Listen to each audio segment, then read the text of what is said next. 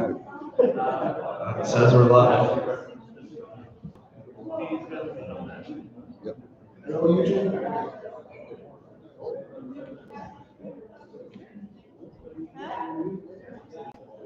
Alright, we'll just get everyone to take their seats and we'll get started. YouTube is live, so we don't want to keep the people on the internet waiting.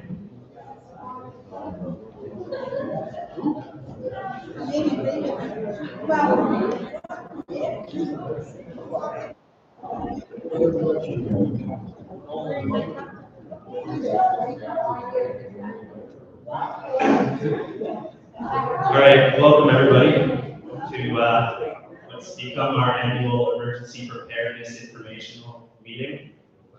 I'm Tyler Billy. I'm the Director of Protective Services and Fire Chief here at Fort Simpson. If you don't know me, nice to meet you. The setup's a little different than what I was expecting. We've kind of moved around over the years, but this year what's going to happen is I'll take you through a little slideshow I made, and then once that's done, we'll get some representatives from different agencies, and we'll have a question and answer period. So, yeah, just sit back and enjoy the show. There's tea and coffee available.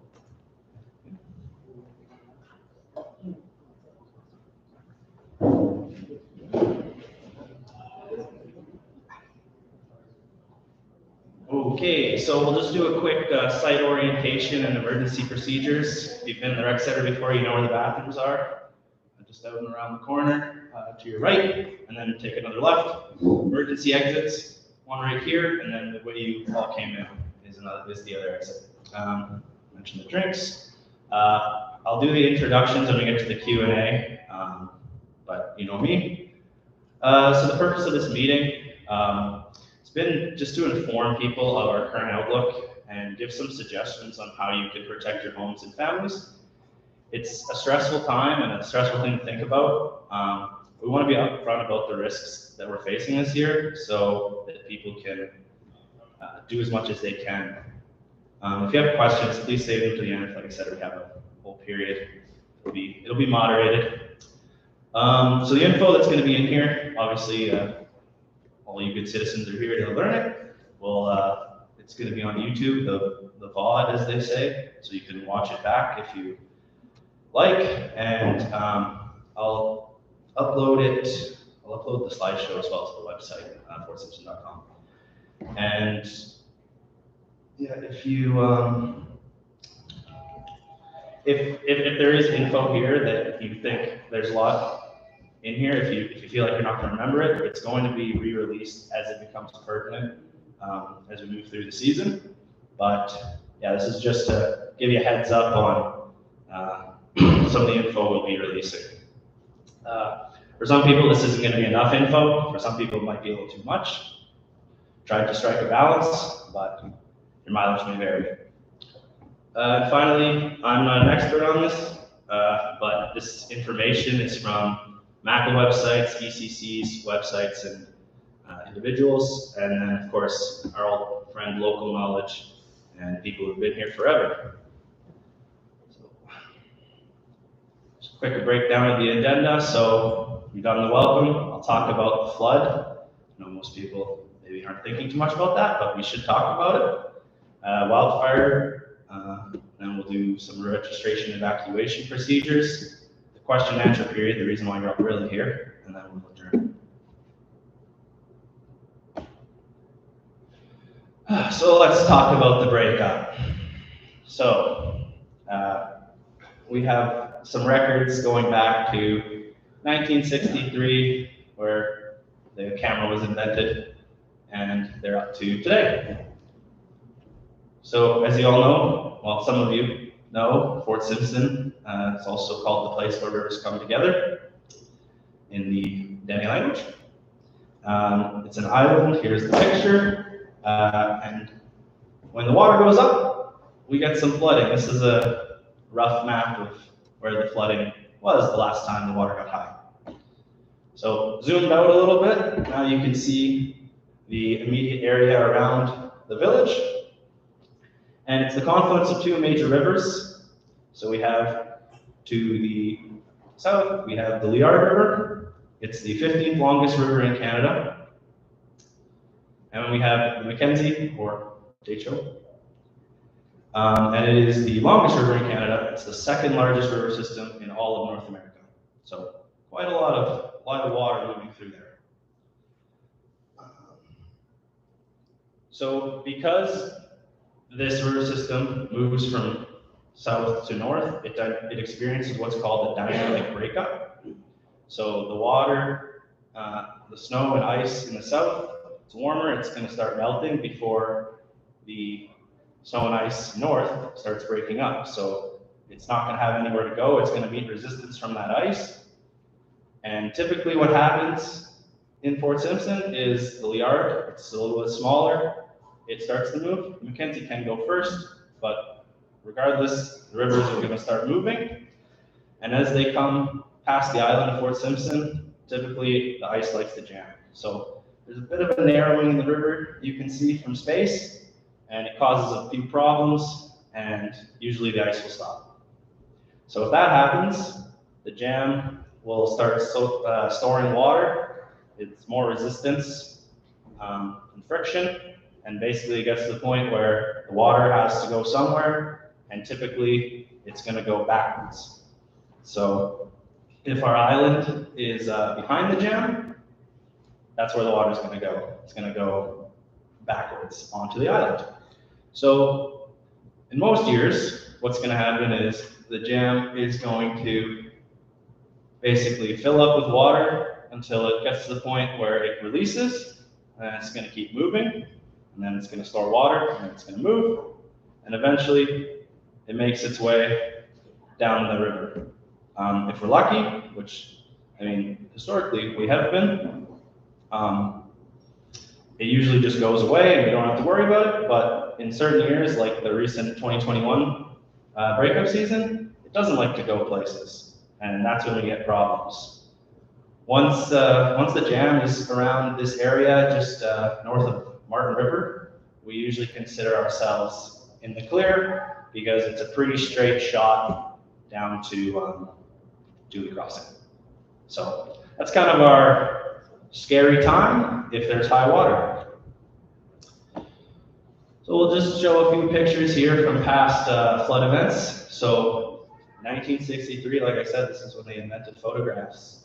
Got some nice color photographs. The peak water level is estimated to be 15.5 meters. Some say more, some say, well, I think most people say more. But this is the photo we have. And based on this photo, looking down, you've got the hospital would be on the right of the photo on the left. And yeah, RCMP detachment would be to the left. So that's that one. And then looking down on the flats, you can see there was houses down there. And that's the reason why there isn't houses down there anymore. So then the next significant event we had was 1989. So the water level reached 14.95 meters. So it was very close to being at the point where everyone had to leave, and they decided not to evacuate, but it got very high. So we have some pictures on Mackenzie Drive there by the boat launch, and then we have the drum circle. So finally, we have our 2021, which most of you are all here for. Peak water level was about 16 meters, so the highest, and then you have as you can see, it's a little bit further away from the 63 picture, but that's the best picture we have of the high water. And then the flats, for comparison, I know at one point it was at the roof of the drum circle, but this was the highest one I could find. So we'll just talk about the current conditions for flooding. Great Slave Lake this winter reached record lows, so as long as it's been recorded, it's never been this low, as far as I understand. Water levels according to the real-time hydrometric data on wateroffice.gc.ca. So the Liard River gauge at Fort Liard is at 3 meters, pretty standard for this time of year. Mackenzie at Strong Point, which is just 40 kilometers up the Mackenzie, it reads 7 meters, which is lower than it was at the same time last year. And then Mackenzie at Fort Simpson is 3 meters, which is below normal, which last year I believe it was 3.5 meters at this time. So low snow levels indicate a lack of water coming into the river system. This is according to the water, I reference it later, but GNWT's water assessment, basically, there's not a lot of snow in the area. You can see it for yourselves if you go outside. Wasn't a lot of snow this year, so not going to be a whole lot of water coming in to bring that river up, and it's already starting very low. So based on the current conditions, any ice jam caused by a river breakup is unlikely to produce flood conditions in Fort Simpson. Doesn't mean it's impossible, but it's just, you need a lot more water to get built up when it's already starting so low. So we'll continue to monitor the conditions, let everybody know if we do notice things taking a turn, but for now we're thinking it's not likely to happen.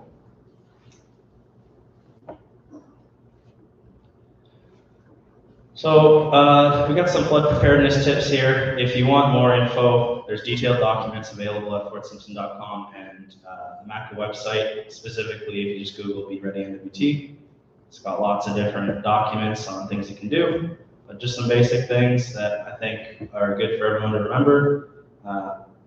You should move equipment and vehicles out of the flood zone if you can. Elevate supplies and equipment in garages and sheds. Install barriers to protect the low-lying assets. Weather protection sealant around low-level doors and windows, and plug your basement drains. That's a big one. And then take special precautions to safeguard electrical or propane heating. So just knowing where those things are and what you might have to do to make sure they don't get wrecked. Okay, we got through the water. Let's talk about the fire. So I'll just give you a quick background here on fires within the region. We have here a beautiful map provided by our friends at ECC. I'll turn on the laser pointer here. So we have here a very zoomed out map, Fort Simpson here, of course, very easy to find with the 2 rivers. And as you can see, we've had a lot of fire around us in the past and not a lot nearby. The darker, if you can't see that, the darker the red color, the more recent, but keep in mind it's only from 1965 to today. So it's a little bit closer here. You can see some of the fires that we've had in the area. Of course, I believe this is the Goose Lake fire. And then we have some of the fires from last summer and whatnot. So very cool map. Thank you, ECC. I'll let you all look at this for a little while. A few seconds. I like maps myself, so I'll be looking at it.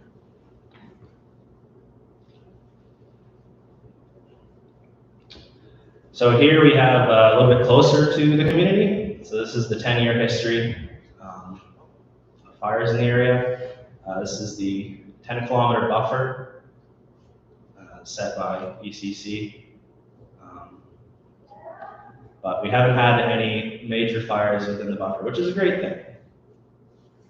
And I believe the second number is the year it took place, so 2015, 2018, 2018, 2021.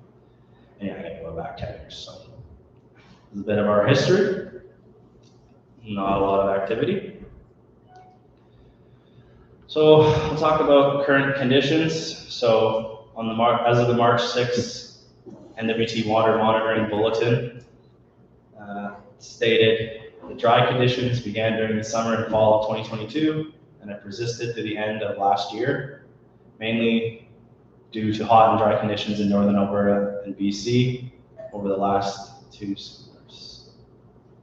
I think they're talking about the lack of water in the system there. So accumulated snow water equivalent for the entire winter has been well below average in Fort Simpson. So that's what I was referring to in the previous slides. So it's good for our flood outlook, not so good for long-term drought. So the long-range forecasting right now is predicting a warm spring. And the forecast to be similar to last summer, which was very active. So there's definitely reason to believe it will be active this year. And as with the floods, we'll continue to monitor the situation and give updates if anything changes. Just to back up the drought information, this is from agriculture.ca's drought map. And as you can see, as of last month, so might be better, might be worse. Right now, it's been a while, but Fort Simpson was in severe drought conditions. So not great, considering we're supposed to get snow and not dry out because it's cold. Okay, so I'm going to try and play a video here. Is this going to work? So this is just a video on the basics of fire smarting. Fire smarting is a national program based on research and findings from lots of different fires all over the world. And the recommendations that we as the village are going to give are based on this program. So let's try and play this. So we do it.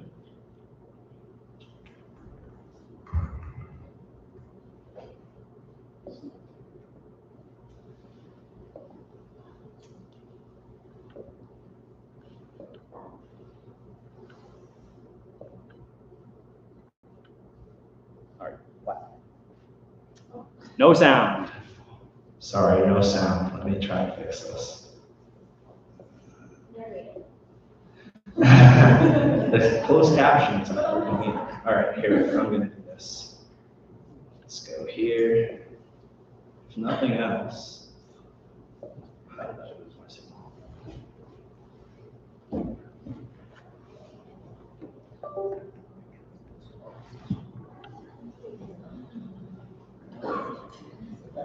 Where was that? Yeah, over there. Come on.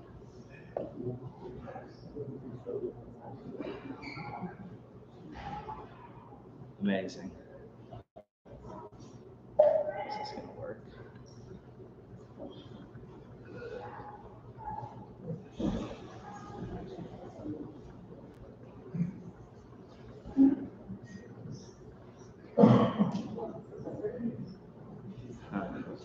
Is the problem? What's that?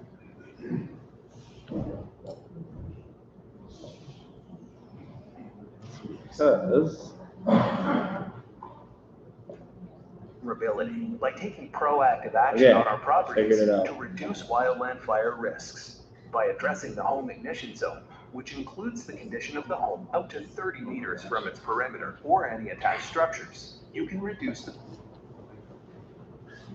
Yeah.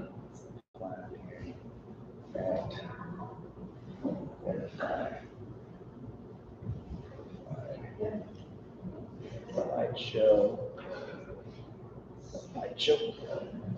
Current slide.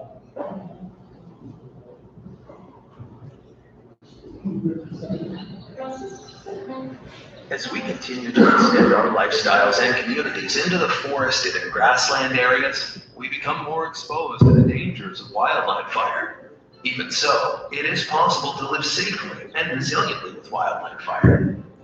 Fire smart principles mitigate a home's vulnerability by taking proactive action on our properties to reduce wildland fire risks. By addressing the home ignition zone, which includes the condition of the home up to 30 meters from its perimeter or any attached structures, you can reduce the potential for home ignitions. The residents of Aspen Street are taking proactive steps on their properties.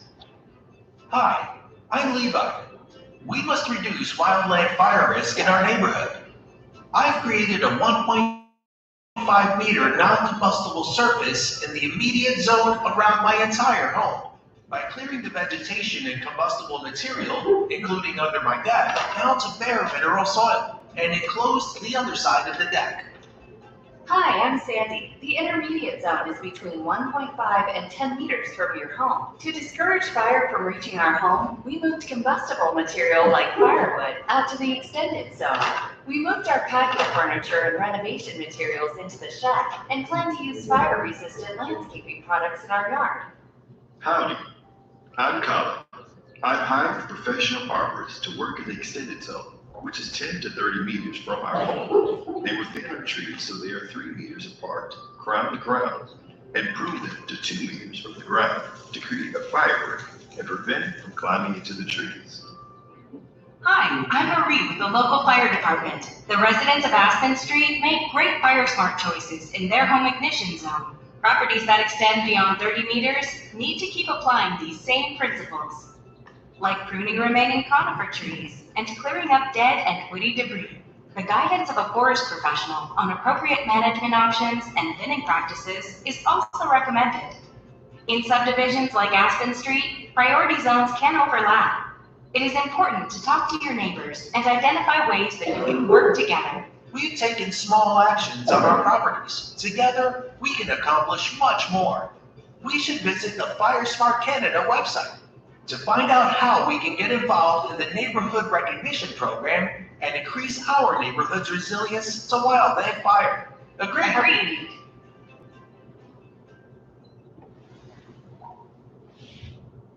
Incredible.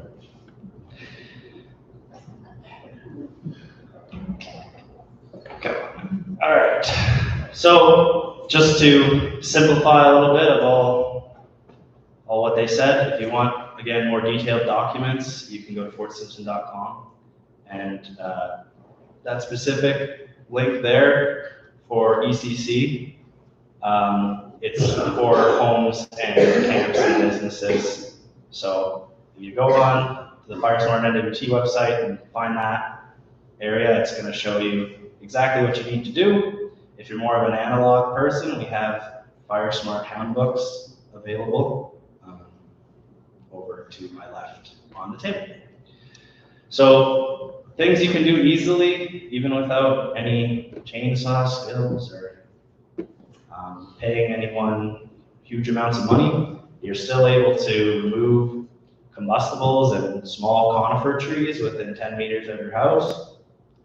And you can clean your gutters and your roof of debris, because that's going to be a spot where embers are going to try and set it on fire. You can clear your ground vegetation, like your leaves and your grass. You can get rid of that. You can cut it, mulch it up.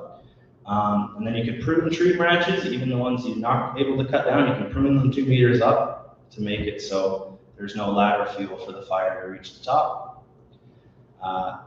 If you don't have them, it's good to install barriers. Like that video said, you can put stuff around your deck to stop sparks from going underneath, and if you have vents or whatnot going into your void space in your roof, definitely get some cover on there, because it's that, again, the sparks getting in and getting on that exposed wood that's going to get your house. So also recommend everyone who is worried about it, which I think a lot of people are, I'd recommend you complete a fire smart assessment of your property, and we'll talk a bit more about that later. But if you want to do that, check out firesmart.com or FireSmart NWT, whichever one. It's all the same program. Yeah.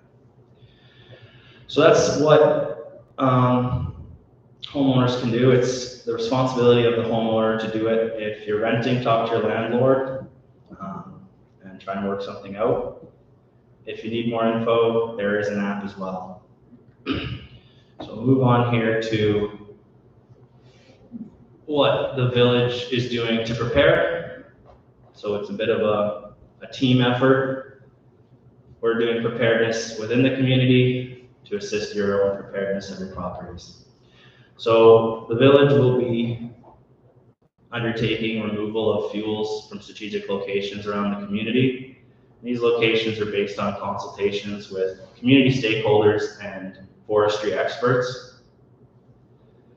We will be conducting fire smart assessments. So if you're not sure and you feel like you need assistance with your assessment, we like to work with the bands and other agencies to help you get them done, because until you identify the problem, it's not going to be, you're not going to know to fix it. So if you would like to be one of the people who gets assessment help first, we have a sign-up sheet to my left again. You can grab a FireSmart handbook while you're there, and yeah, just sign up, and we'll try and work out a time that works best for everyone. Contingency planning. So the village has been meeting with the GNWT departments over different ways that an evacuation plan can be carried out. There's a lot of questions about that I know people have had about the ferry and what would happen there. Basically, all we can say at this point is we have a lot of different plans, but the ferry itself is always going to be an obstacle. So we can change how we're moving people on the ferry or not moving people on the ferry, but at the end of the day, there will always be the ferry. So the best thing you can do is keep yourself informed and prepared, and then when the order comes through, we should be able to tell you exactly how things are going to be set up. And I'll talk more about that later. In terms of your FireSmart activities, we are continuing with our brush pickup. So if you do any brushing on your property, just place it at the end of your driveway. And if it's not gone after a few days, just give the village office a ring and let them know. And our workers will come and bring it to the dump to be checked. The fire department and ECC's fire division will be participating in cross training. We're really looking forward to that, and we're going to be doing some practice on setting up sprinklers and the like. And we'd also like to do more prescribed burns in the community. We've gotten requests many times in the past, and it's something we used to do, and we'd like to get back into doing it. So keep an eye out for that. The village council has approved the purchase of a structural protection unit, as you can see on the right side of this slide. This isn't the exact unit, but this is basically what it is. It's going to be an enclosed trailer with sprinklers and pumps and hoses, and that will be coming to a village near you, and it will live here, and it will be ours, and we'll always have it. As you know, we're kind of remote. We can't really rely on things to get here right away, so we're just building our capacity so we can protect our infrastructure and our homes. And then finally here we have air quality. The village does own HEPA filters, so if there is a smoke warning, we can set them up here in the rec center, and it can be a safe air quality place for people who need relief. That's just some of the things we're doing. We've got a lot of irons in the fire. All right, so let's talk about evacuation and registration, the real meat and potatoes here. So communication channels, I just want to touch on this. If you're looking for information, especially if there is a situation that develops, you're going to find it on fortsimpson.com.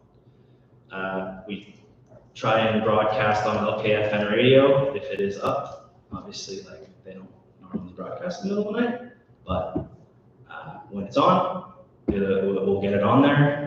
And then there's NWT public alert messages that will automatically come to your phone if there is an emergency alert. If there is a communications failure, all else fails, we will just post it at the rec center. So if you are finding that you're not getting any information, you lose your cell service or your internet, just come down here and we'll have a board set up where the information will be physically posted.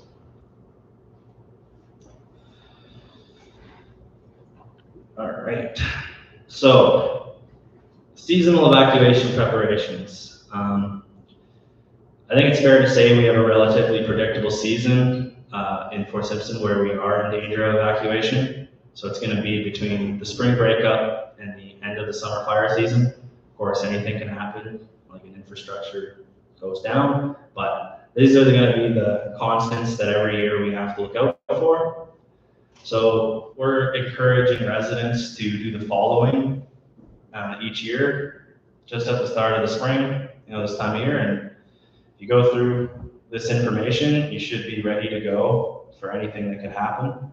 And obviously there's going to be more info on what exactly you can pack or do on the Fort Simpson website, and then Be Ready NWT is a great resource. So yeah, pack a household travel kit, including any medicines, basic emergency kit, a pet supply kit. Irreplaceable or important items and documents should be identified, such as old photos and passports, and packed away or sent away if possible. Know how to shut off your main breaker, propane tanks, and appliances if you do have to leave your home. Last thing you want to do is come home and find your power is rusted or something. Complete property maintenance, like that fire smarting we talked about, that could reduce damage from disasters. Take pictures of your property and belongings. This is a good thing for insurance purposes and trying to get stuff back if it does get damaged. Keep all vehicles topped up with fuel. From what we saw last year, people going from Yellowknife, nobody wants to be in a really long line for fuel. So if you can try and keep all your vehicles topped up, that would be a good practice. Have basics such as non-perishable food and drinking water stocked at your house. So some water, like a case of bottled water or something, and some food that you can take with you. It's just going to make any evacuation, if you do have to, a lot more comfortable for you and your family. And yeah, just pay attention to local situational updates for changing circumstances. If you hear something might be going on, check the website, and there should be something on if it is credible. So evacuation messaging. Just wanted to clarify this because it is a confusing topic, I understand. The messages are issued by the community government, so the village will be on our website. And they're based on our internal trigger points. So in the case of the flood, we set those boundaries ourselves. And it can also be based on recommendations from a relevant agency, such as ECC's fire division. So if they recommend we do these, we will likely be sending out these messages. So level one, and these definitions are from the MACA website, by the way.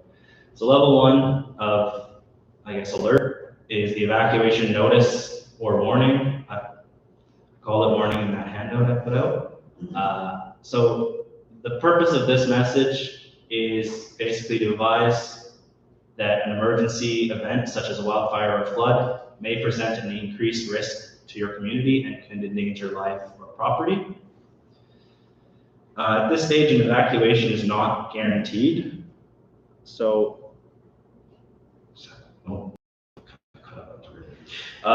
it we used, like we said, if say the water was really high this year, like it was in 2021, we put out a notice, hey, water's really high, we might flood this year.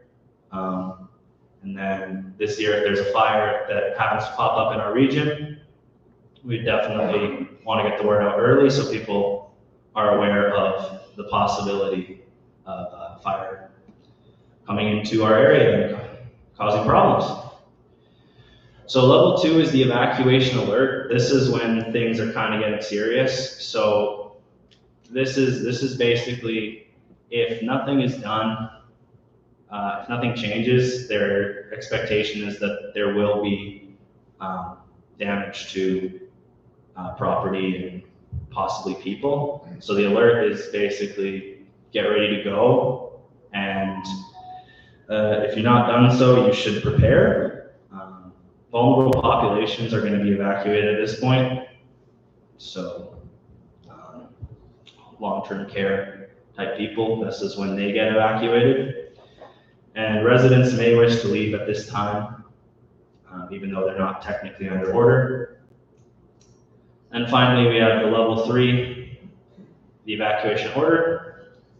Should leave as soon as possible and follow all directions on the order. So once the order has been put in place, residents that leave should expect to not return until the community has been deemed safe. So yeah, it's kind of your last warning. It's happening. So just to clarify, those 3 levels.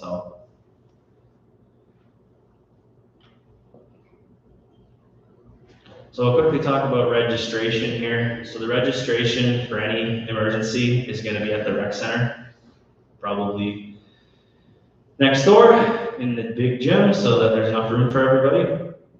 It will be open to the public once an alert is issued, but pre-registration will be available.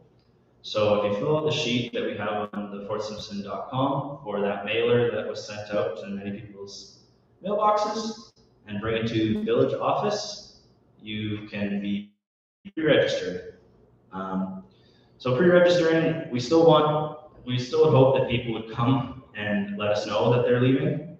But if you come here and you've already pre-registered, you can confirm your information and you can go. Reason for that, say you pre-register and then evacuation happens and your family was visiting from somewhere else. And so now you have a bigger group of people, or you have less people, or something changes in the time that you pre-registered. We just have to know exactly how many people are leaving, and yeah, so that we know where we're sending people and if everybody's going to be okay. If you do not have means of leaving the community on your own, just come to the rec center here, and we will arrange transportation for you.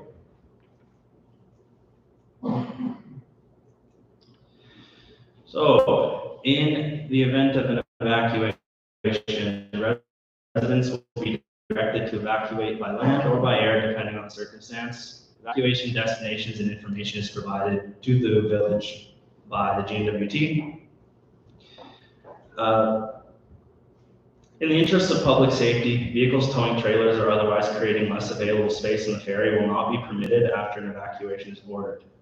So those wishing to take such items across the ferry with them should do so as early as possible in the evacuation process, or stage them across the river in the parking lot before we get to that level.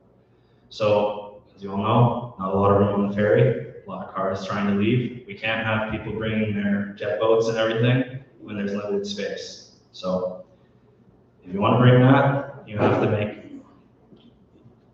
make those beforehand. You have to get that set up.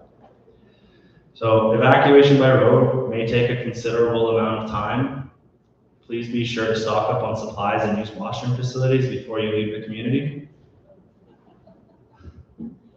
Drive carefully and please do not rush. A lot of problems that occurred during the evacuations last year were because people were rushing.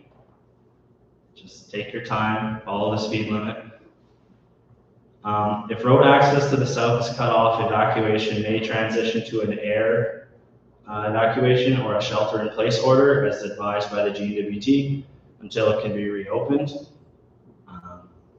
So it's just that's a possibility. And a road evacuation to the north is unlikely due to the lack of hosting capacity in the north. The GNWT wants people to go directly to the hosting communities as directly as possible. So,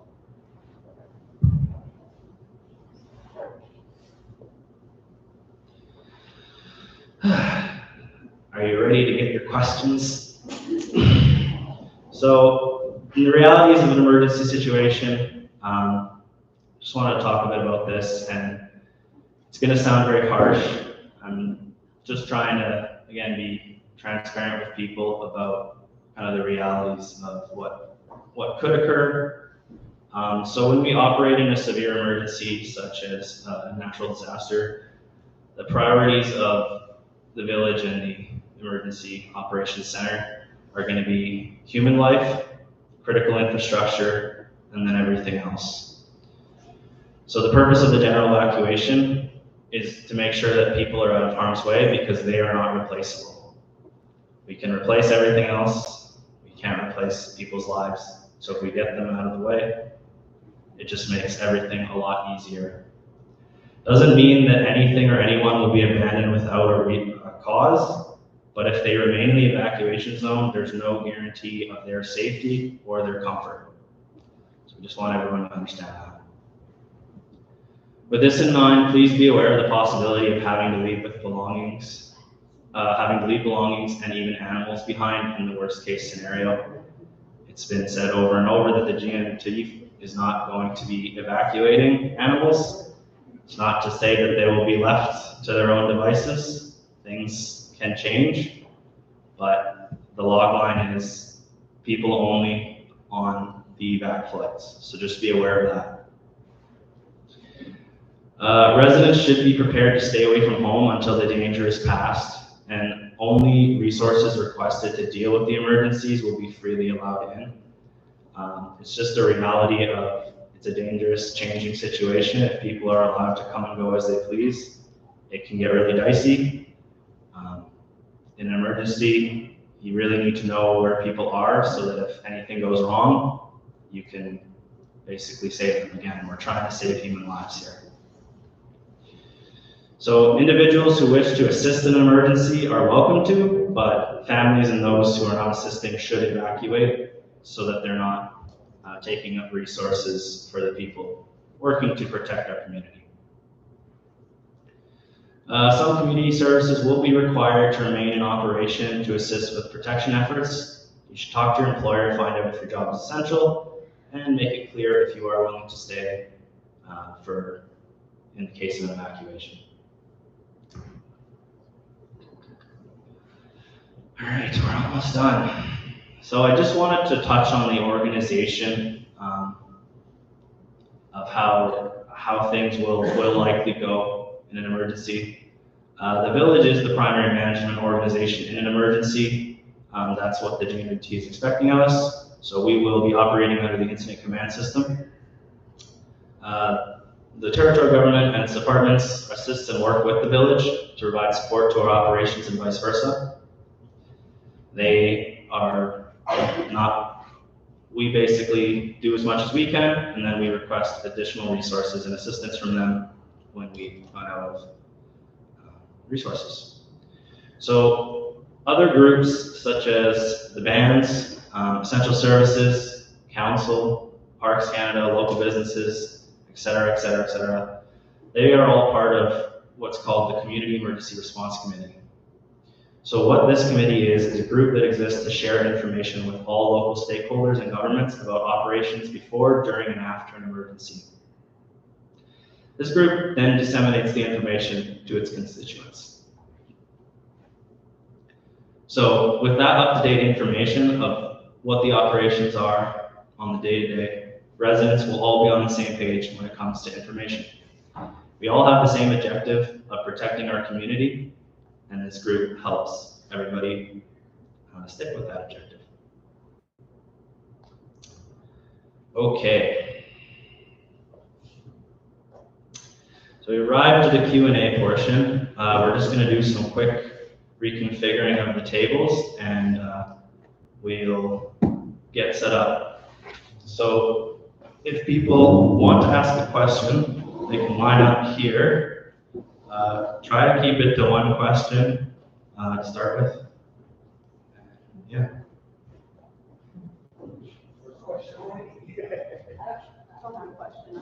Like whoever has questions.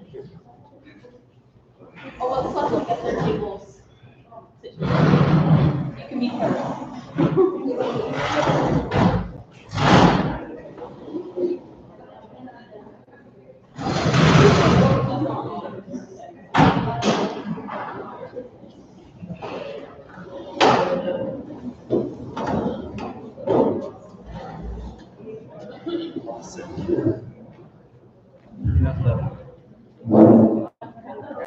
Where's the mic go? Oh, sorry.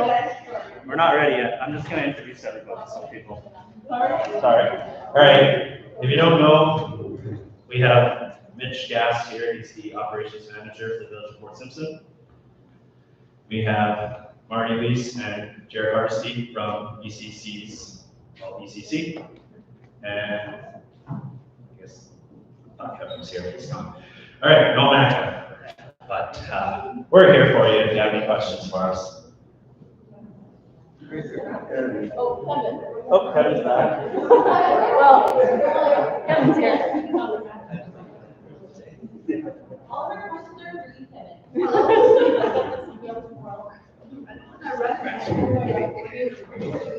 Anyways, thank you for that presentation. It was really good. What a part about the evacuation of water. I have a question. I'm a resident of Wild Rose, and your 2019 CWPP report that the government had written from 2019 said the Wild Rose and the NOAA is extreme hazard for fire. That was in 2019. That's what, 5 years ago? So since then we have all this drought, you know, we're not going to have water, we know, but it still could be, you know, we've got to prepare for a flood. Because the ice will be just dry, sitting there, there's still a lot of water coming through. But going back to that Wild Rose, I'm a resident up there. I have a home, I do have house insurance, and I can tell you about 60% of the households up there do not have house insurance. And so we need to protect that area. As far as the council's plans on mitigation up on a hill, I think we need to enhance that fire smart program up on a hill, and it has to be a top priority. It's not. The way you made the presentation is general information. I want the Village of Fort Simpson Council to consider enhanced fire smarting for the residents at Noah Heights and over at Wild Rose. In 2011, I had asked for water to be put out of the Wild Rose. It still hasn't been done yet. And I'm hoping the village would consider having water pumped from the yard up on the hill in strategic areas so we can have water on hand if anything. So if the deputy mayor is here and I see another councillor here, Kathy. So if the council can consider that right away, that would be great. Also up on the hill, I think we need a fire barrier. You never told us about the fire barrier. I think we need to build wider fire barriers because the vegetation we have on the hills, the trees are 10 times bigger than the Hay River and the Yellowknife. So the potential for fire is so high.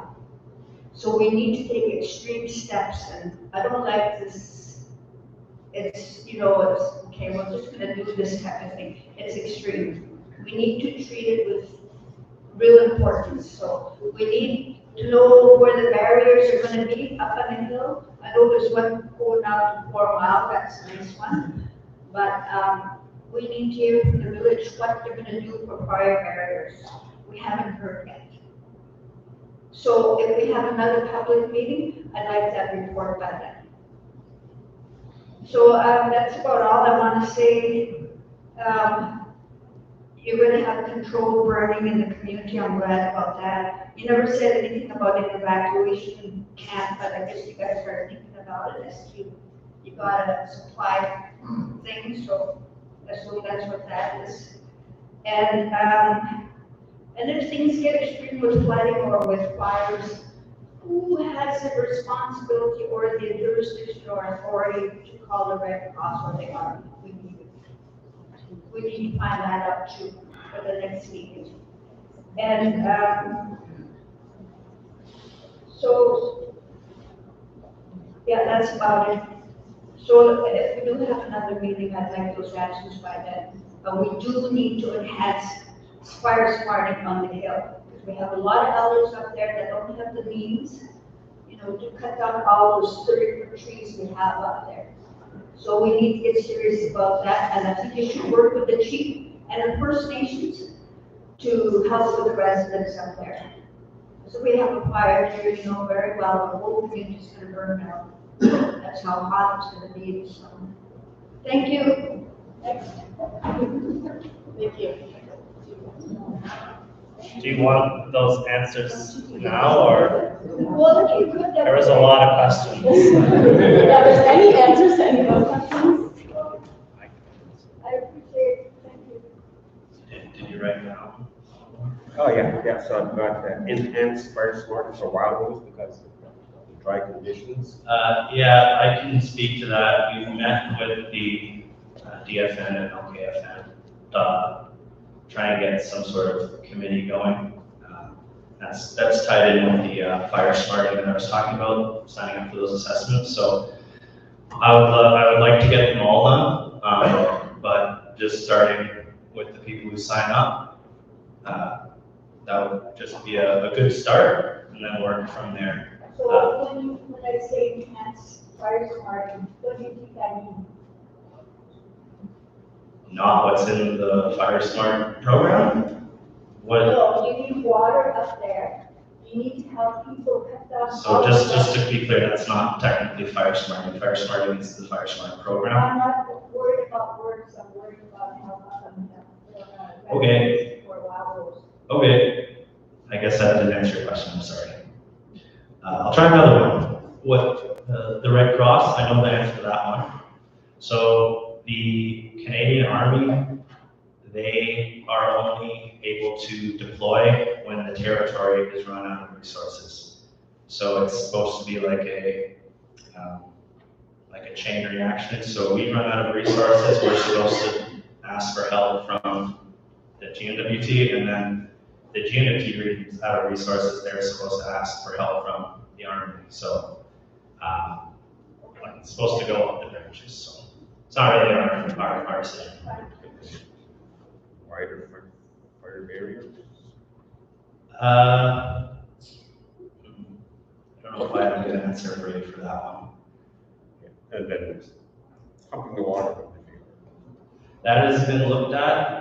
It's currently, the logistics are being kind of calculated at the moment, and we're hoping we have something. Who's looking at it? Our waterman. If you want, if you're not going to promise anything. No. You don't get to do it, sorry. I'd love to promise something right now, unfortunately I can't. The village has done a lot of work supplying water to both Wildfire, Heights, Bannockland, all those areas up there. We're probably about 3 or 4 days away from actually coming up with a hard number. Once we have that hard number, it'll be based on available equipment. We don't want to say, well, it's going to cost X dollars for equipment we can't access in the next few weeks. So based on stuff that's actually available, a doable project. The second part of that is who's paying for it and how are we going to pay for it. That's being dealt with as well right now. As you know, we're basically a nonprofit organization. We take money in, we give services, we're broke at the end of the year. That's how it works. We are sourcing resources that would allow us to execute. But at this time, we can't speak with it because they're not approved yet. They may be approved within a week or so, and then we can speak to it. But then we'll have hard numbers on what we're doing. What we are looking at, I can briefly explain what we're looking at, and that's bringing water from the Yard River, and the location we found best is at the end of Norwegian Way. Okay, straight down the Yard River. It's a good landing down there. There's been a road cut down there already. We still have to get permissions from lands to reopen that road, but should be no problem. We're going to put a pump theoretically down on the river to pump up to the fire break that was cut a few years ago. There'll be theoretically a 400 barrel tank at that location. Then relay pumps at that point, pumping all around the community. So you'll have basically a 6-inch main on the fire break around the communities. This is what we're targeting anyway. 6-inch main around all the areas of Wild Rose and Noah Heights and down Bannockland, and then a lateral through the interior portions. The residences that are on the outer perimeter backing onto the fire break, we can throw one lateral in and pick 2 houses off the roof. Okay. We can also water the old, sprinkler the old, let's call it fire break. I have a lot of faith in the fire breaks to speak of, with them being the size they are. My opinion is a fire break that's maybe 5, 10, or 20 kilometers might be of some use. But what we've got to look at is the embers coming from the sky hitting our properties. And again, we're going to target structures. We're not worried about the trees. We're not trying to save trees here. We're trying to save structures so that when evac happens, people are removed from this community for a period of time, they have something to come back to. And that's the plan there. So expanding more on this water distribution system, there'll be a 6-inch main around the whole, all those areas up there, Rock Rose, Heights, Manic, and so forth. And then interior lines to handle the interior properties on the inside that don't back up to a fire pit. So theoretically, we could sprinkler every property with at least 2 sprinklers. Now there are properties that have maybe multiple large structures and maybe 4 sprinklers. So that's what we're aiming for. You say, can we supply that volume of water? Yes and no. What we can do is we can, if it's properly valved, we can wet a certain area, flip one valve off, shut that area down, wet the next 20 houses, shut that off after a half hour, wet the next, and continuing to rotation. As a fire potentially moves close to the community, we up our rate to keep the moisture levels higher and higher. If a fire actually is going to run through the community, then we sprinkler at the front of the fire as the fire moves and just keep the sprinklers on as much as possible. There's a issue that, guys, is there any chance we can watch that video I shot you today? Sure. I would love to, but if anybody wants to stay afterwards, okay, stick around. There's a couple of really interesting videos to watch, okay? But ultimately, then we have at least one, if not numerous, 400-barrel tanks in the Wild Rose Heights area, not only as buffer tanks to sprinkler to keep the flow constant, but also, right, do the best we can. It all comes down to money in the end, unfortunately. But those tanks could then be used for direct fire attack. Our tankers could fill up, a guy with a tank in the back of his truck and a pump could fill out from him and then go hit a few properties, you know what I mean? Do spot fire, stuff like that. So there's many benefits of those tanks around the community. It's not just to maintain the sprinkler systems, but there are going to be people that have tanks on the back of their truck, pumps, hoses, that are going to willingly kick in. We'll have a number available at the village for our staff to run on their trucks, and we may even have a few extras. Okay, so we put a lot of time and thought into this. We're going 18 hours a day on this. We're not going to stop. Will it get to the ultimate stage this year? Maybe, maybe not. But we're definitely going to have a water source out there. We all put our heads together, and putting tanks in and just running tankers, I don't think is a solution. I think having a setup we can implement every spring during these harsh conditions, and then have that water available to the whole of the community, I think it's a good way to go. Obviously, everybody's looking at potentially water and sewer up there. That's probably years and years down the road. We're talking tens of billions of dollars. May happen, may not happen. Let's not think that way. Right now, we need something temporary we can set up, but it's a good dollar investment, it's a good return on our investment, so we can use it year after year after year for the next 5 to 10 years before it needs to be replaced. Last thing I want to do is spend money on a bunch of knee-jerk reactions on equipment that's going to be damaged in 1 year. No, it's not good fiscally for a community this size. So that's where we're with the actual water itself. We're working super hard on it, and hopefully we can harden something up within the next week or so. Okay? Thank you. You're welcome.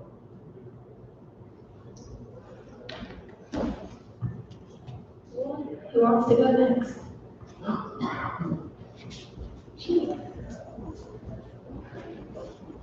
You must see Chief Keeley here.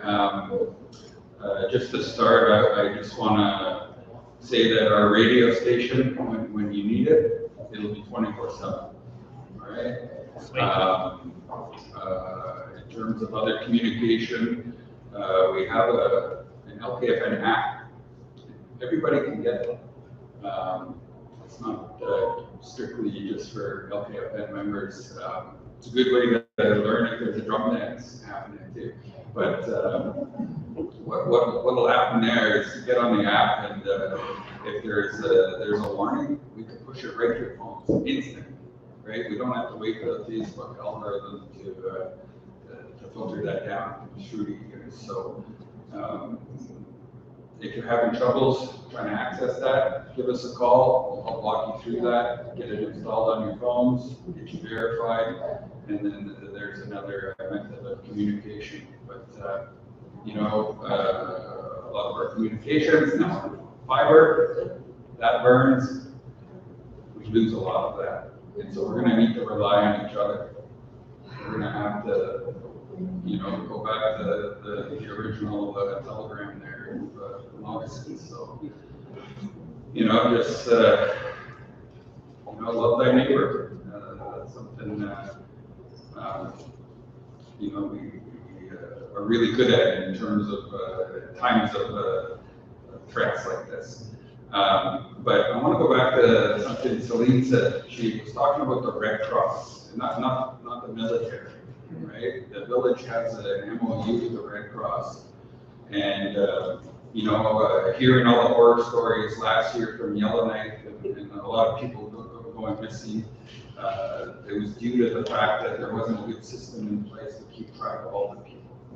And so Red Cross has that software. We have an MOU with them. Let's get them at least informed about our situation, so they can at least keep that in the back of their mind. I know they're always willing to help us out.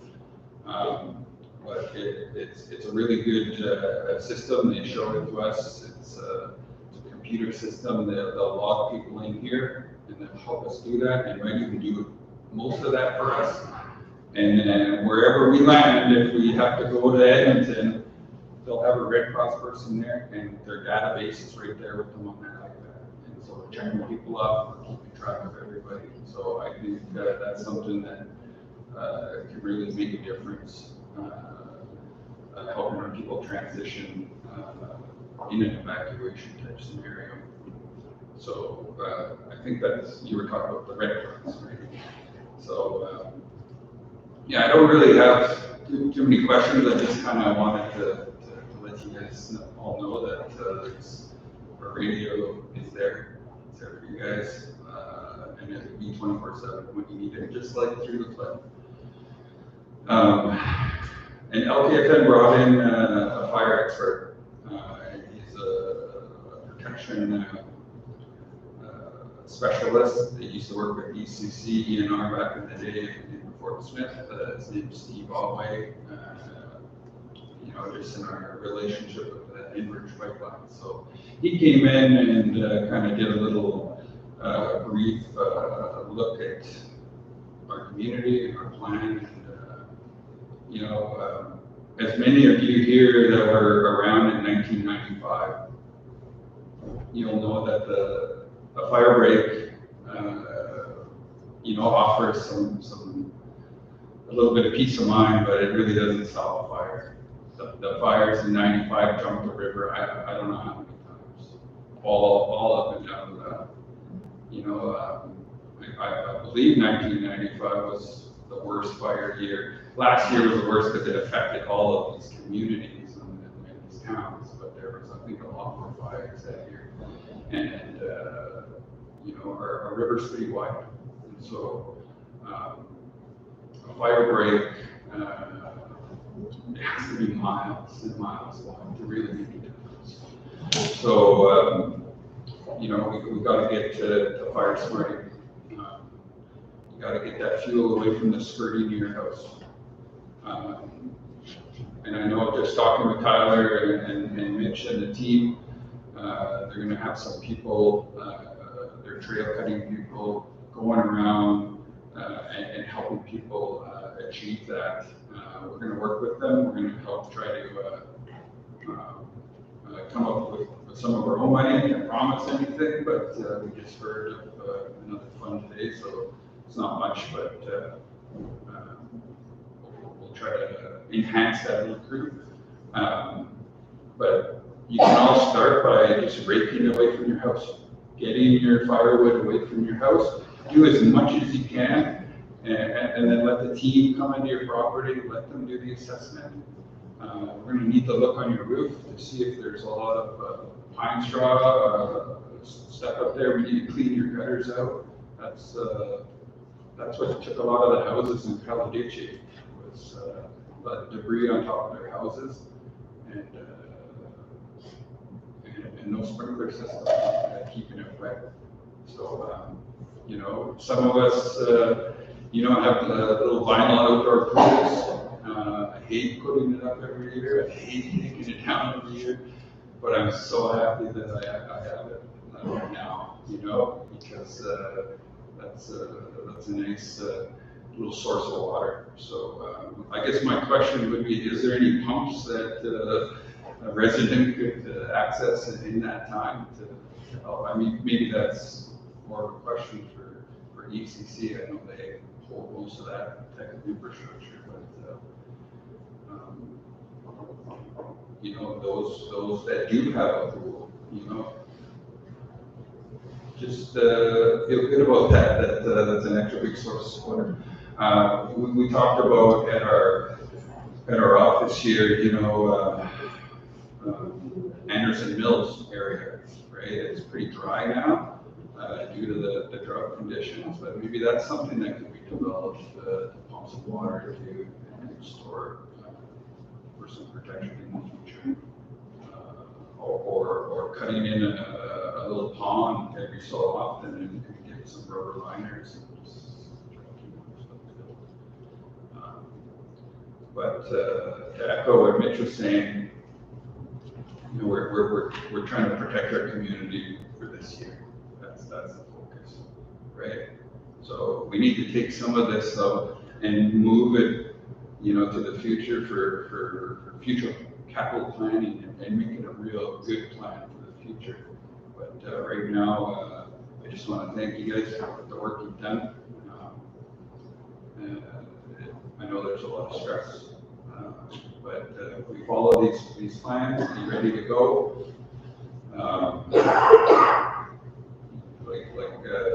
The big thing is the ferry, right? The ferry situation in terms of evacuation. So, you know, that's something that's untested. We don't know how long it will take to evacuate our community by road. But, you know, if we all work together, which we are, you know, we're committed to helping out the emergency committee. You know, we've kind of had to learn by water, not by fire. You know, how to get ready for this. So, Tyler, good job. That's a joke.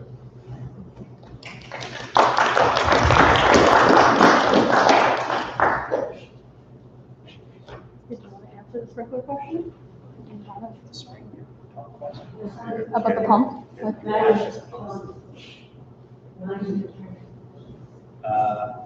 It's acid pumps. Okay.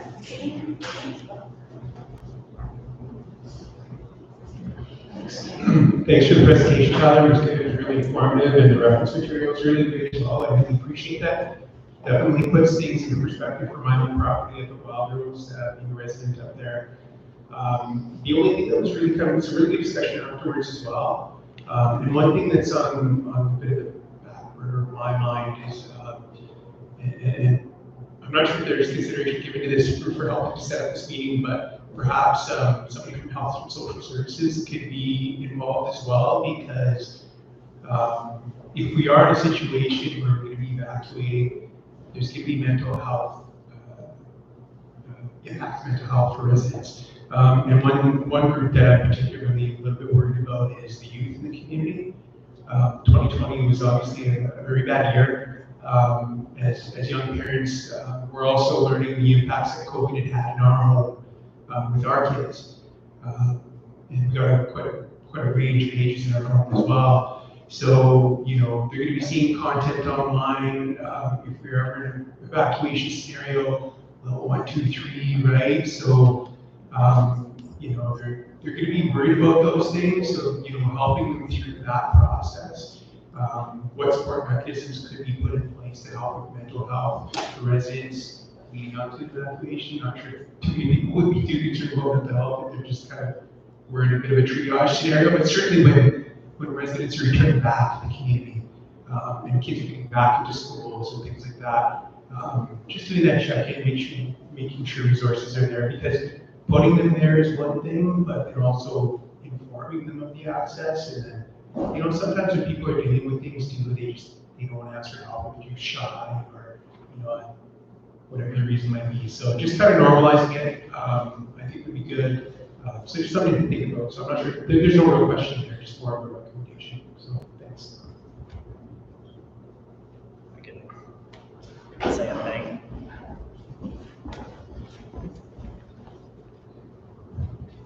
Thanks, John. That's a really great point. Totally agree with mental health. It is health, and I think it needs to be talked about more. Definitely something that was not taken into as much consideration during the flood. A lot of people were just really happy to be done with it and back on the island, but it's something that going forward we should definitely be focusing on. I can definitely look into some stuff for pre-emergency. During the evacuation, part of the health department's commitments is to assist with the registration. So there will be counselors in this building. And then on the coming back, I think something that can really help is critical incident stress debriefings.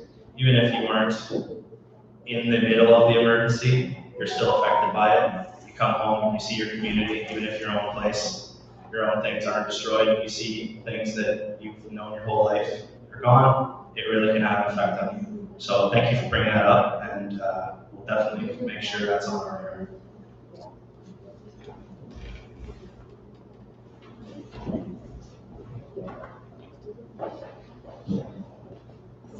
Thank you. Robert Antoine. Robert Antoine, elder. One of the things that I really wanted to hear about, we've already heard, and I've taken some really good notes on some of my thoughts. And I will give you guys a copy if you want. If you guys want, I'll give you the copy. But there's a couple of things that were not mentioned. And one of the things that I have really noticed upon going to the Hay River is between Providence Junction and Enterprise, we have a lot of lines, the fiber optic lines that are down, and from Enterprise to Hay River, the power lines are been completely destroyed and rebuilt. And the point I want to make on that is from Simpson to the airport to the ferry, there's power lines and communication lines that are right next to the trees. We need to expand that, cut those trees down so that we don't lose the power between those two areas where we can escape. People can fly out of here, and the rest of us can get on the ferry. That's one of the things that I wanted to see. And couple of weeks ago, maybe 3 weeks ago, I spoke with the mayor. We discussed a lot of those kind of things about what we're doing here with the fire smarting and stuff. And one of the things that I really, really impressed upon him to make sure one person can be here with us to talk to us was Mike Westwick. If you guys remember, during the evacuations, he was a guy who was upgrading everybody on the conditions of the fire and everything else. And I think we should have had him here so that he can hear our concerns and maybe give us some really good, important ideas how we can prepare for what we could be seeing in the next few years right here at Simpson. Because when you showed us the map, we have a green oasis here with lots of spruce trees. You know, you can see all the spruce trees around on the south side, the other side of the causeway, and right up into where we live on the hill, and around the business park, the place where we live in Wild Rose and Gill Crescent. We've got a lot of spruce trees that need to be called out. Thank you.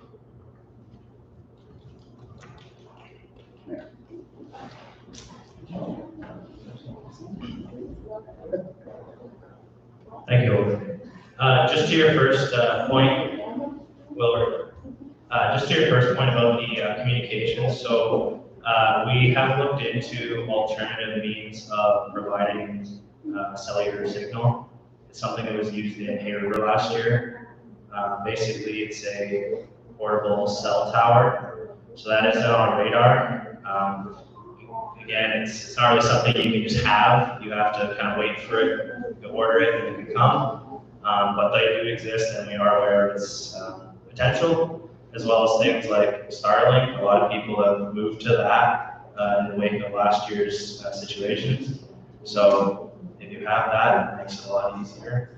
The village, we have access to it, and I believe ECC does as well. So there are things in the works, but good. Thank you. Either of you want to speak on this?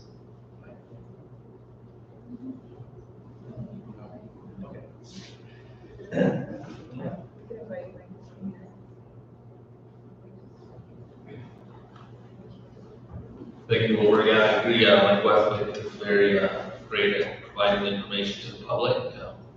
He is a member for the Forest Management Division with ECC. Currently, right now, the general rest of the Forest Management Division is currently in their spring meeting, so he's not able to attend. If we are going to host another meeting regarding wildfires, we can definitely extend that invite out to them.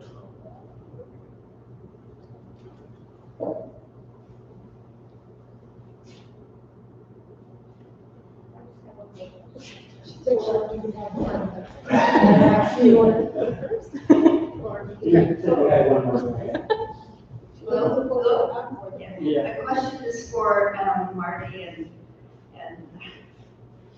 my nephew. Chair. I noticed that the village plan, the boundary for the fire is 10 kilometers around the community. I don't think 10 kilometers is long, that is far enough. I think it should be increased to 25 kilometers.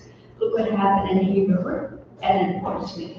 And the winds we get up here, because we're on the valley, it's going to carry that fire. And then if the fire is coming from the dump, then we're going to be dealing with toxic fumes. So when you guys get back, I'd like you guys to ask whoever's in charge to increase it to 25 kilometers. Thank you.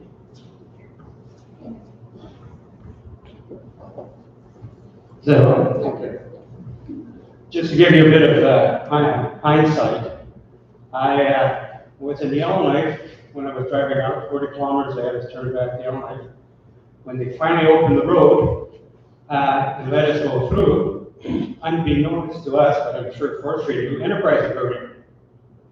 They didn't tell us that. So when we get to Providence, the internet was all down. You couldn't get any gas because we arrived after the hour. Couldn't use the card because it wasn't working. Meanwhile, other people were heading to Enterprise. I saw pictures were in front of me. That bus or that fuel tank and that, what do you call it, tourist thing. Yeah. The one you won't let us on the ferry with the camera. The camera. So while they were busy in Yellowknife creating an unnecessary fire guard 40 kilometers away from Yellowknife, I drove through it, and it wasn't that drastic.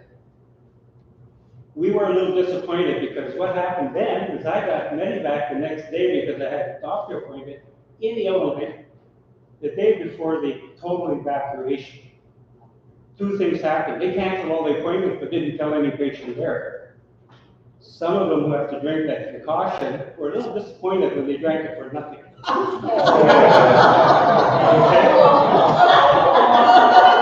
That isn't, yeah, it isn't there. I have a ticket to come back to Simpson the day before total evacuation. Remember that? Well, talk about confusion. I get to the airport. They canceled my flight because they seconded the plane. They won't let me out of Yellowknife, but they have to exit. So I'm stuck in Yellowknife for one more day. The next day I go to the airport. They registered me under Richard Michaud. Now, imagine an airport that's fully congested with people trying to leave Yellowknife. It's mad. It's nuts. But I have to get out of the line, phone medical travel, get my name straight, and get me a ticket for it so I can get home. Long story short, I didn't end up in Grand Prairie, Fort McPherson, or Ottawa, whatever. I got home. But what upset me the most is while we were pussyfooting around Yellowknife, and I mean pussyfooting, Enterprise are burning. That didn't just boom happen. That fire came from many kilometers away. What the hell is forestry doing? Now we have two. We have the structure fires and we have the forestry fires. They both specialize, they're both different. My question is, I will not leave the island.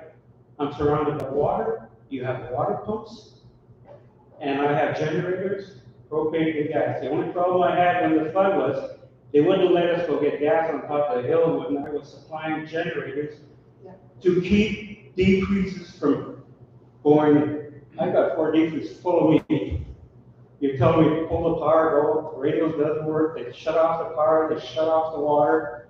They did everything they could to make my life miserable, but I had generators, I had water, I had gas, I had a camper and the house, and we became island rebels.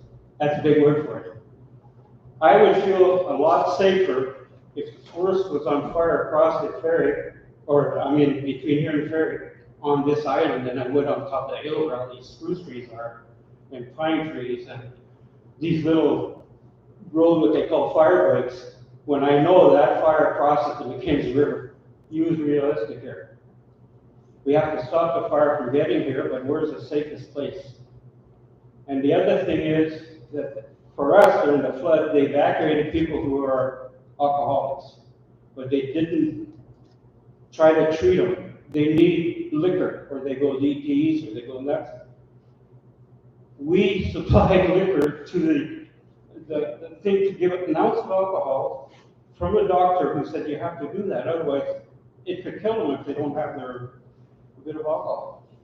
They were sending these guys to Fort Smith who couldn't handle them, so they sent them back.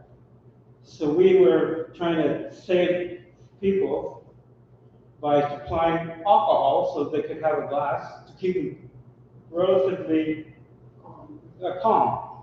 I guess a good word for it. It was very uncomfortable for those who were on top of the hill. Why could I not go when I needed gas on top of the hill?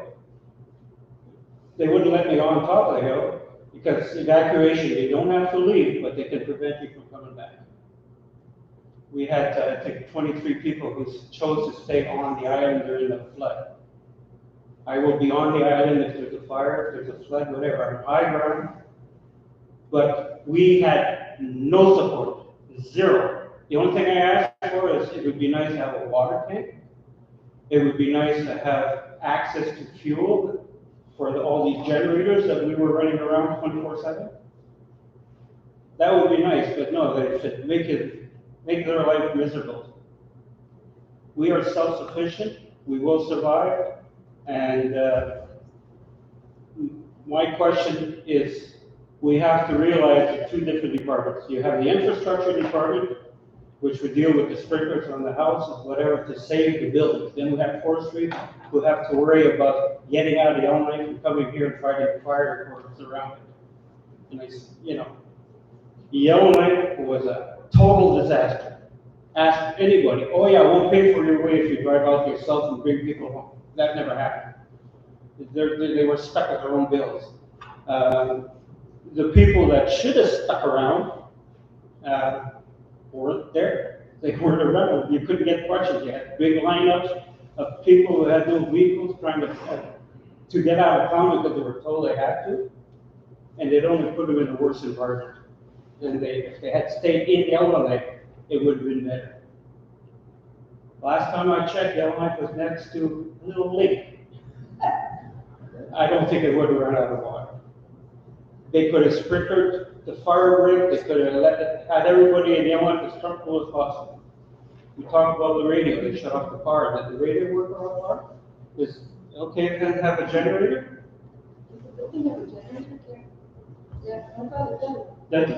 Okay, so we have one generator there. I know we had one at the airport they took out. And generators, this is all we have to use for years. We don't need them. Airport goes down. Well, I guess that's it there in summer. So really, no question. I'm just saying that we have to simplify the system. Those pictures you saw, Bill August took those. I gave those to the village, the 63 flood. I got here in 67. I got lots of pictures of the 2022 or the flood, 21, that they stayed on the island, and I went around with a camera so that we would have something to identify how high did that water get? What buildings were affected? The hospital was almost underwater. In fact, TJ's, or not TJ's, Unity was surrounded by water. It was on Main Street. It reached a point where I couldn't go from one end of the island to the other because the water was too high. But until that point, I was servicing freezers. And it was frustrating when people on top of the hill knew that they had a vehicle, but they wouldn't leave them go get it. It was frustrating when we knew people had a generator, but nobody would put gas in it because they wouldn't let them on top of the hill. And when they let them into town with an escort, 15 minutes. And Kathy can vouch for that. 15 minutes to go to town to make sure your generator is full of gas, to make sure it's running properly, to make sure your defreeze is not too, to make sure you're moving stuff if you think the water's going to hit it. And you talk about embankment. Someone put a lot of stuff in front of a door of a garage thinking water wouldn't go through it, but he didn't realize it would go 1 inch, a foot higher, or whatever, but it flooded everything once it got up to that level. So we stop people from taking care of their own assets by sticking them on top of the hill and not letting them back when it was safe to come back. Why did they need an escort? Sign in, sign out. You know, here's a book, you go to the island and your own risk, go there, fill up your generator, and back up, sign in that you're back. But I was very upset that I had to, the biggest thing is they couldn't get Pampers for the babies. I was the guy who volunteered to take Pampers from the store that was no generator, all the meat was rotting, everything was thawing out. But we loaded my truck with Pampers. I went on top of the hill and got shit on when I drove through. Oh, you can't go through there, you know, la-da-da-da-da. If I had my wisdom, I would have come back to town, parked have my truck full of Pampers in front of my yard, and said, you guys come and get them. I was trying to deliver them because nobody would deliver Pampers, baby diapers. And I was hassled over that. So yes, it's frustrating. At least that time it was. And so my question is, I am not obligated to leave the island. Am I correct? It doesn't matter what's going on. I can, you know, people said I'd stay by the volcano before it blows up, and okay, so be it. But a lot of people will stay on the island, and we did our best to supply them with meals, with coffee, because I had the only one with power and water, and, you know. So,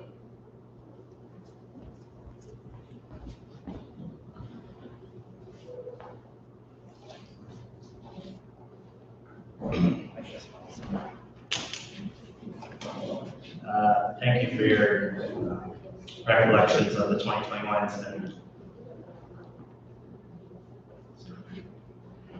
I agree, it definitely could have been done a lot better. We learned a lot from that situation, and we hope that taking everyone's feedback into account, it will be done in a more fair manner.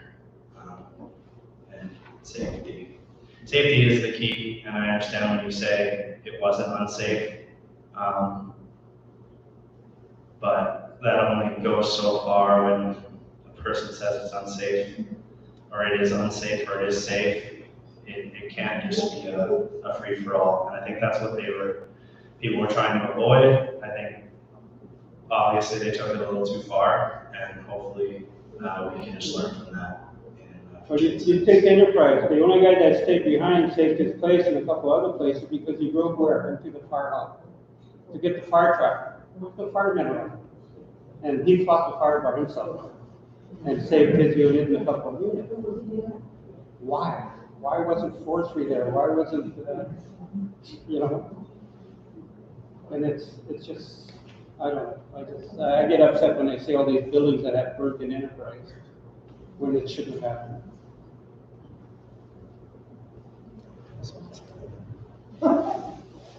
And there's still fire smoking, in case you're wondering, so when the snow melts. Is there anyone else who has a question?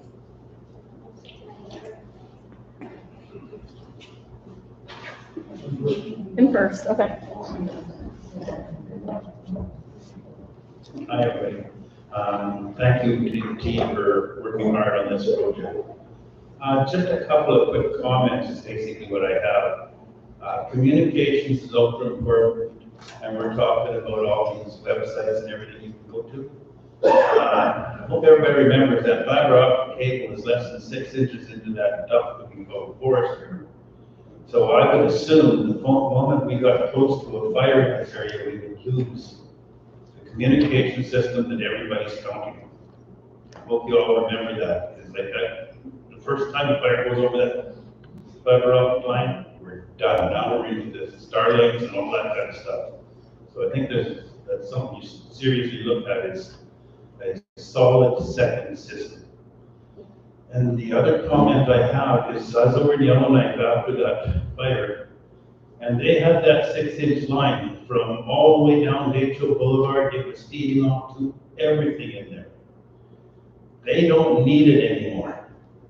Why can't we deal with something like that? There isn't very many communities in this Northwest Territories that are not burned to the ground. So they should be working very hard to help these communities that are still alive. I mean, everybody's bad, but to stop us from getting burned out, and that would be a big bonus. I think that's the biggest fear of everybody here, is once the fire starts coming here, we're done. There's nothing you can do on the hill to stop it or anything like that. And when we're less than, I would say, 60 days from looking over the hills to see if the fires are coming, we're getting a little tight on time. Thank you.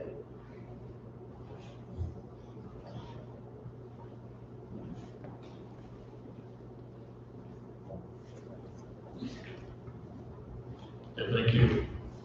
Thank you. That was a good presentation. Thank you. Stuck to the facts and told us how things happen and what's going to happen. Yeah, a lot of us we talk in this community about the possibilities of what's going to happen this summer and how can we get ready for it. And I like what Mitch is saying about how we're going to protect some of the areas. And it's just one area that I wanted to touch on is about firefighting. When I was in Hay River on the reserve, talking to Roy Fabian, and he was telling me that what happened, how how they got burnt out is that there was the Hay River Fire Department started fighting the fire because it was right in town. And he said that if the firefighters, the regular firefighters were doing it, they might have put it out. So I think here, I know, Tyler, you're with the fire department, and we have firefighters there. If the fire hits town, then you both have to work together. You know, there's no such thing about who's got jurisdiction over what. I think at all costs that we don't want what happened in here Reserve happening here. So I just one point I want to make, that you never touch on that, who's got that responsibility. Like within the 20-mile zone or 10-mile zone, whenever the fire is coming fast at us, what do? Who gets ready? I think it's got to be really clear from. I think it's a command system, or like who's responsible and who's in charge. I think that's a point I want to make, that we be ready. And the other point I want to make is I grew up on the river up at Rabbit Skin, so a lot of people have our own camps along the way. And I think if evacuation happened, a few people are going to go on the river. You know, and I know there's a lot of cabins down the river and up the river.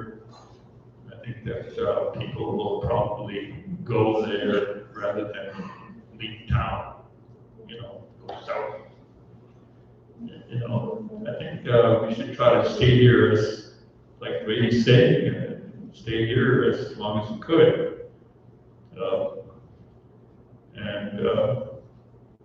I'm pretty sure that we could do that. The other point last point I want to make is about gas. If people are going to evacuate and they're short of cash, you know, is there going to be gas available for people to fill up their vehicles to hit the road? Yeah, thank you.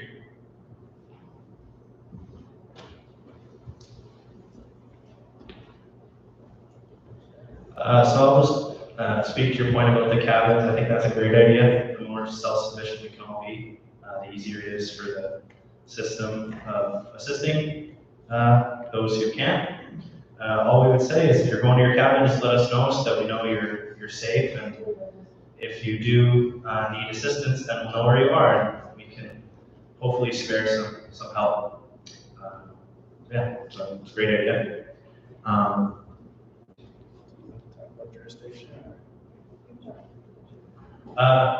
As far as I'm aware, our intention, if there is a incident that requires evacuation of Fort Simpson, is to move into what's called Unified Command.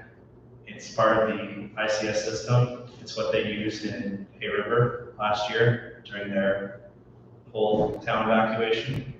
And basically what it does is the divisions are separate, but they share information. So there can be times when, okay, we need wildfire fighters and we need structural firefighters to do this job. And that can be done, those plans can be made, but they know what they know and we know what we know. So when they don't need to community crosstalk, then it kind of keeps them separate. So that's our intention for whose jurisdiction. It's kind of everybody's problem, so we're all going to be working together.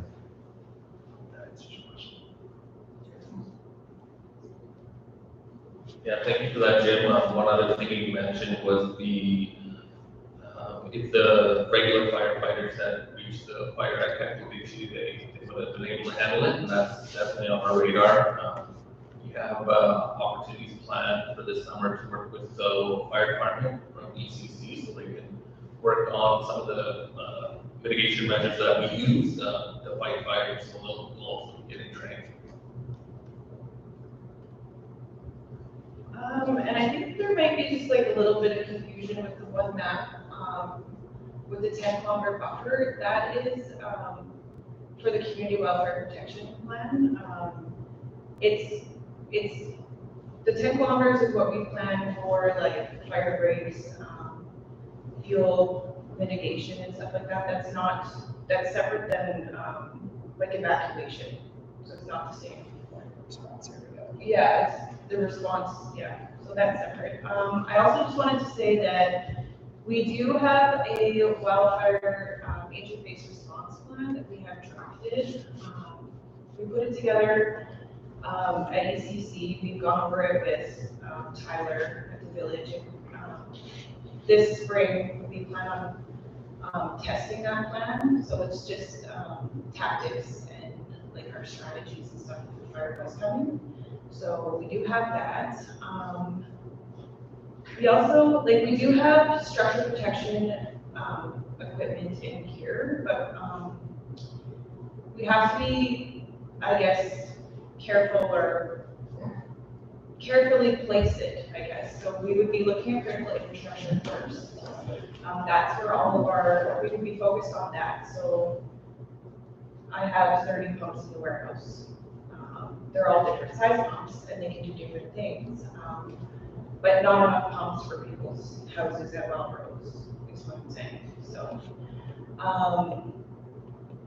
we are bringing in other values protection stuff. We have a values protection trailer coming in tomorrow just to be ready if in case we need it. But yeah, so we would be looking at protecting critical infrastructure primarily on the island or in the industrial area. And then working out from that. So that would be like first priority and then second and third. So just wanted to make that clear. Thank you. Any other questions?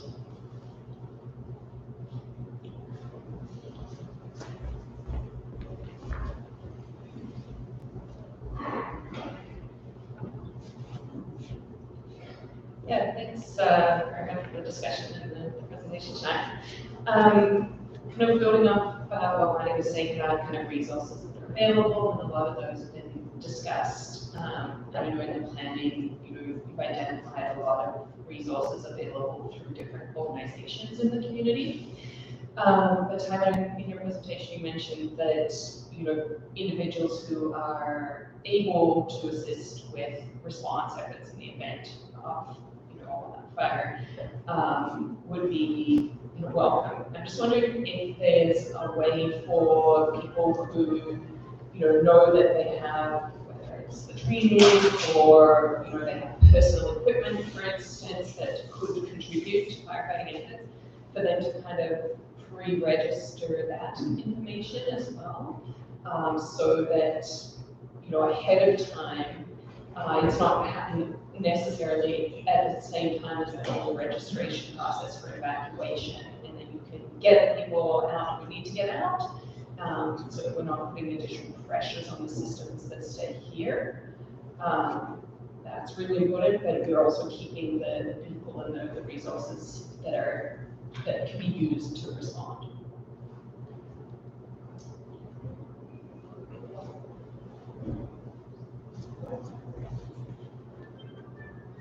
It's a great question, Sarah. I think the best way of doing that would probably be to tie it in with the pre-registration sort of process. So when you do come in and bring your information sheet that you got off of the website or in the mail, just let the people at the village know if what you're available to do, and we'll definitely make a note of that. And then if something does happen, then we'll have your information.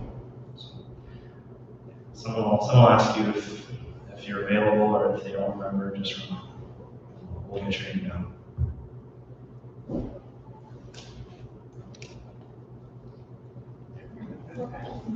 Two more.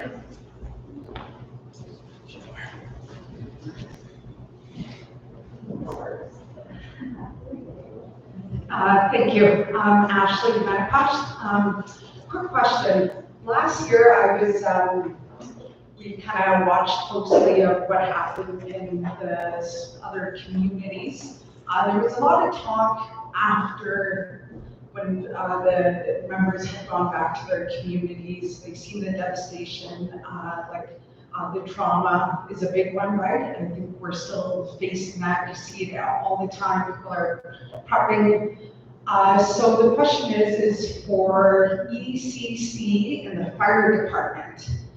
I don't know how many members that each of you have, but if there's only 2 crews this summer of 14 or less, do we have some sort of backup plan to start recruiting people as volunteers? Would be a big thing. I know I spoke to a few retired wildfire retirees, and they wanted to know where they can assist if anything, if the fire got to at least 18 kilometers from the community.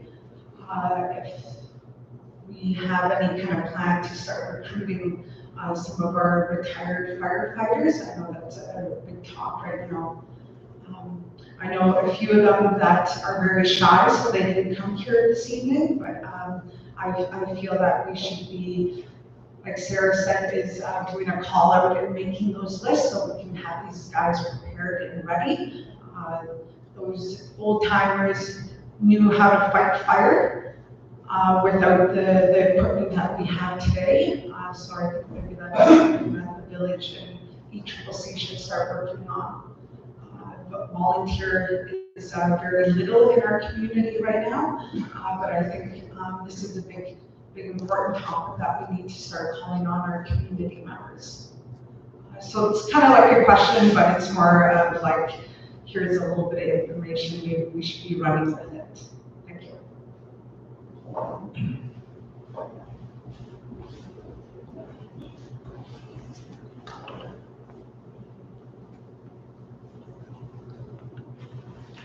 Thanks, Ashley, for that. That's great. That's a really good idea. And I think that if there's anybody that's interested, that would like to come and help and is worked in the fire program, or they can absolutely come and see me at work. We also will be doing EFF training, so it's a good opportunity even for retired guys to come back and just a quick refresher. But yeah, we'll definitely be putting a call out for EFFs in Fort Simpson, multiple communities in the metro. So, yeah, in terms of the fire crew stuff, we are figuring that out. We should know soon. But I am starting fire crew training on Monday. So it's a whole month earlier than we normally would. But we'll have 4 crews starting their training on Monday. And be prepared for hopefully what's coming. Yeah, so we have the training that's happening. Maybe I'll just quickly mention while we're on topic of firefighters. We do have a shortage. It's harder to find firefighters nowadays, and it's not just here, it's everywhere. It's a hard job, and some people just aren't interested in doing it anymore. And it's not just here, it's across the country, so there is a bit of a problem with that, but we are trying to look into recruitment as much as we can. But definitely the EFF stuff is where we need to start. And I'd like to actually target our youth a little bit more. I think the 18, 19, 20-year-olds, ones that are really energetic and willing to learn, should come out, and I'd like to encourage them to come out too. So, anyways, that's question.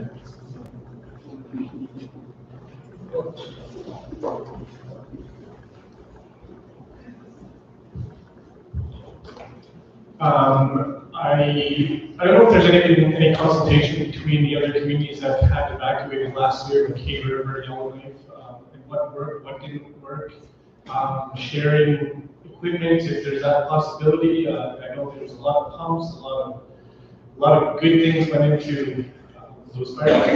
One thing I think is more just a suggestion, and we talk about structures, we talk about our houses. One thing that Cave River did, unfortunately I was evacuated out of there, was they asked all their homeowners, everybody has a garden hose. They asked every homeowner to hook up their garden hose and their sprinklers, so that if they came close to their house or anything like that, the fire crews were able to get to their house and turn on their sprinklers and have that bit of protection. So I would be throwing that out to the community sooner than later. If there's some buildings that, housing or anybody that doesn't have sprinklers or hoses for their buildings, maybe now's the time to be able to get those supplies in hand, so that when it does come time, your fire crews are able to go to those structures and turn on their fire hoses for their sprinklers and have that bit of protection. So just that suggestion.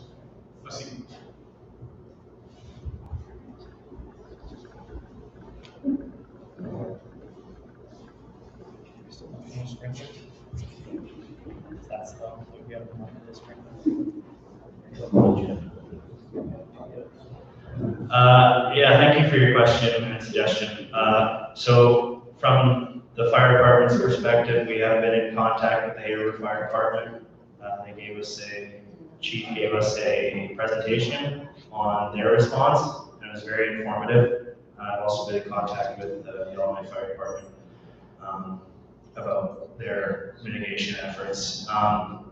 As for sprinklers on people's houses, the village has priced out some, they're called WASP sprinklers, and they go on your gutters. And the money has not been committed, but we're looking to purchase a bunch of those for distribution to people who live on the hill, and hopefully it will give some measure of sprinkler protection for individual houses. So definitely looking into it. You can also purchase them yourself on Amazon. So you can have lots, you can have it for every building in your place. I can't guarantee your water pressure will get it there, but here you go. Anything else? Oh, one more. We're almost out of time here. Everybody's been. Mine could be 12 minutes. Okay. Nobody stretch. Get ready. I think what Gary was talking about is regular sprinkles on the end of the hose, not the actual sprinklers that would go onto the roof. But just a comment or a question kind of for the general public. Pets are not going to be a priority to be evacuated, is an understanding. And we hear from Yale Life enforcement that initial evacuation flights, animals and pets are not allowed to go out on these planes. So we also hear that caused a lot of stress. It caused a lot of anxiety for many people, and caused a lot of problems with, dog packs. They're packing up and becoming very violent towards people that were remaining in the community, emergency responders. Pets were left starving or fending for themselves. Is there a plan in place for, again, understanding the structure in people's lives come first, but is there a plan in place, or is there something that's being considered to ensure that these pets and these homeowners can have a little bit of peace? Pets and pet owners.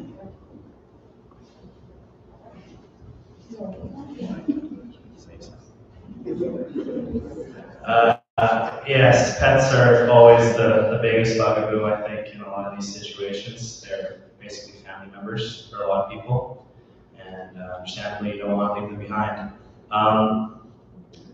As it stands with the road evacuation, we're not really thinking about too much of a large solution, but if you aren't able to bring your pet, like say you have a whole sled dog team or something, identifying that when you register to leave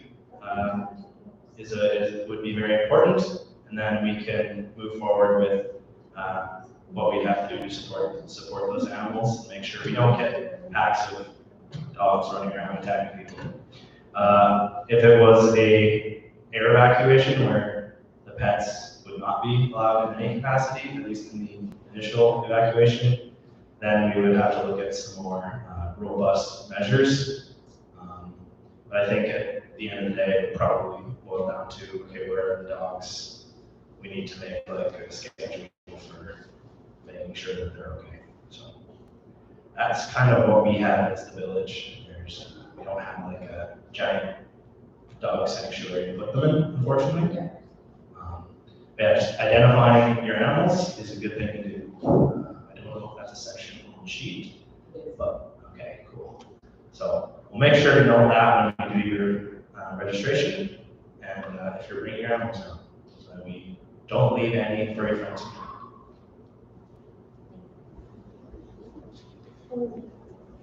One more. Hello, I didn't have any questions, but I just wanted to bring up the fact that last year it was about 3 miles. And then when I heard about all the fires and saw all the fires happening in the communities, I was really afraid because I like driving out of my house, there's just trees in front of me, trees across the river, drive out onto the highway, there's more trees. And then going into town, there's more spruce trees. So that was really frightening. And my daughter also had to evacuate from Yellowknife, and she didn't want to go down south and be, thrown in the, I don't know, wherever she was going to go. But she came back. So I just wanted to bring up the thing that there's a lot of fears that when there's fires or evacuations, well, especially with the fires, it was really scary because we just have a water tank in our house. We have no water tower or no water up there. So I really agree with that pump from the Liard River. It would be good right to my house. And I think it's a good idea. I had brought that up before, and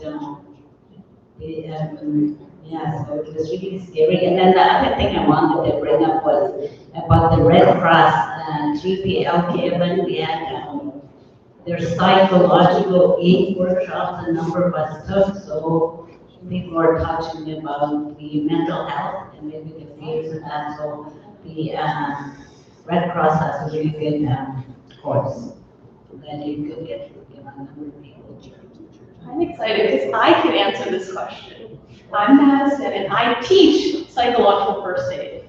So I'm actually looking at putting one on either next weekend or the week after. I'm just trying to figure out my board booking over at LKFN. So if you are interested in that training, please reach out to me. And that's a 2-day workshop, and Study said it's awesome. So come hang out with me.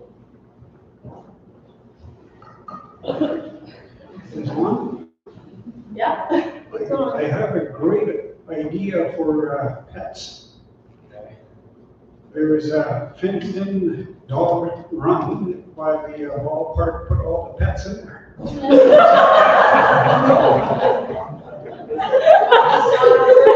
Dog eats dog world.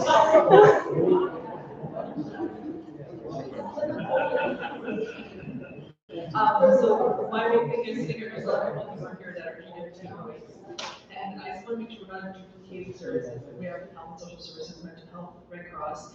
What is put in place with the EC's, what do we call the kind of CERC committee, to make sure that we aren't not overstepping, but we don't want to have duplication of services. We want to get the best people to do the job. We want people to take accountability for their own homes and their situations and plan. We can't expect the village or the band or anybody else to do things for us, right? We try to do, I think this is where I see a lot of frustration, and I want us to be more solution driven. So how do we make sure the agencies, GWT, the village, everyone works together without stepping on each other, with honoring people's choices to stay, honoring people's choice to make sure that we're not putting these folks who put their lives on the line for us in harm's way, right? Because when we stay back, we do things, we want to make sure that we're not hurting people. So I think we have to take all the past and the future, put it together, avoid duplication, and talk to your friends and family. Make sure you have a buddy system. I work in HR, so I know the struggles of all these departments trying to recruit. And I see the frustration, and these folks are working so hard.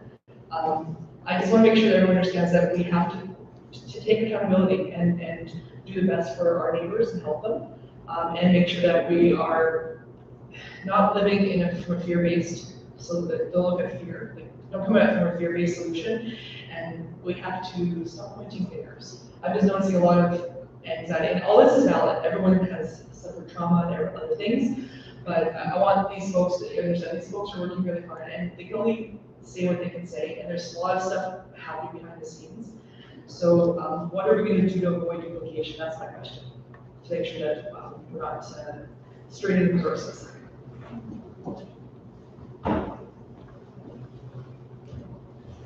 Lots of meetings and working together. Communication is key. That's the best answer I have. Okay, it's like 9 o'clock, I think. Thank you all for coming.